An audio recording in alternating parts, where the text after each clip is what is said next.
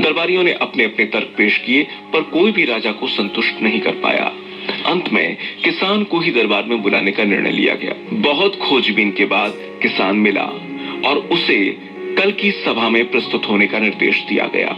राजा ने किसान को उस दिन अपने वेश बदलकर आने की बात बताई और कहा, मैं तुम्हारे उत्तर से प्रभावित हूँ और तुम्हारे चाराने का हिसाब जानना चाहता हूँ। बताओ, तुम अपने कमाए 4 आने को किस तरह खर्च करते हो कि तुम इतना प्रसन्न और संतुष्ट रहते हो? राजा ने प्रश्न किया।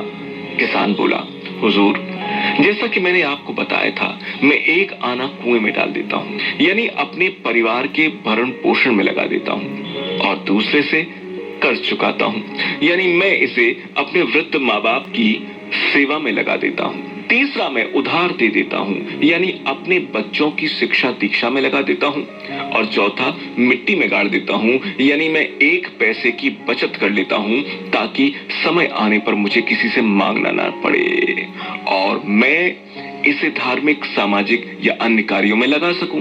राजा को अब किसान की बात समझ में आ चुकी थी।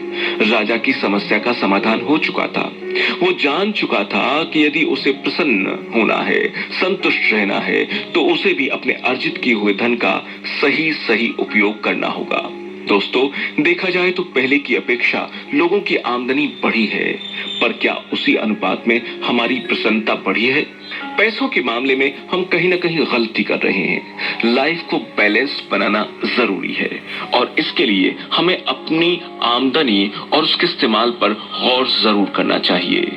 नहीं तो हम भले ही लाखों रुपए कमा लें, पर फिर भी प्रसन्न और संतुष्ट रह पाएंगे, ये कहना मुश्किल है।